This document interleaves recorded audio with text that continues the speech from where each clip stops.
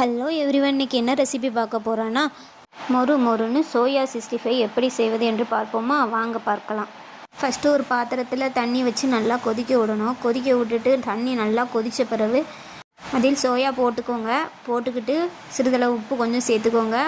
அதுக்கப்புறம் சோயாவை 10 நிமிஷம் அப்படியே விட்டுருங்க. அப்படி விட்ட பிறகு 10 நிமிஷம் கழித்து சோயாவில் தண்ணி இல்லாதவாறு நல்லா பிழிஞ்சு எடுத்துக்கணும்.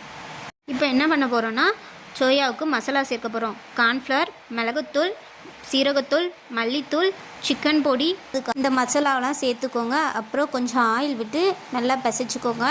அப்புறம் கொஞ்சம் தண்ணீர் விட்டு நல்லா அந்த மசாலா அந்த சோயாவில் பிடிக்கிற மாதிரி நல்லா பிசைச்சிக்கணும். அதுக்கப்புறம் ஒரு அரை மணி நேரம் ஊற விட்டுறணும். அரை மணி நேரம் ஊறினது அப்புறம் ஒரு பேனில் கொஞ்சம் எண்ணெயை ஊற்றிக்கிட்டு எண்ணெய் நல்லா சூடாகின பிறகு அந்த சோயாவை எடுத்து போட்டு நல்லா ஃப்ரை பண்ணணும். சோயாவை நல்லா ஃப்ரை ஆன பிறகு அதை எடுத்து சர்வ் பண்ணலாம். இப்போது சுவையான மொறு மொறுன்னு சோயா 65 தயார். இது அடுத்த வீடியோவில் சந்திப்போம். டாட்டா, பாய் பாய். இது போன்ற ரெசிபிகளுக்கு எங்கள் சேனலை லைக் பண்ணுங்கள், ஷேர் பண்ணுங்கள், கமெண்ட் பண்ணுங்கள், சப்ஸ்கிரைப் பண்ணுங்கள். பக்கத்தில் உள்ள பெல் ஐக்கானை கிளிக் பண்ணுங்கள்.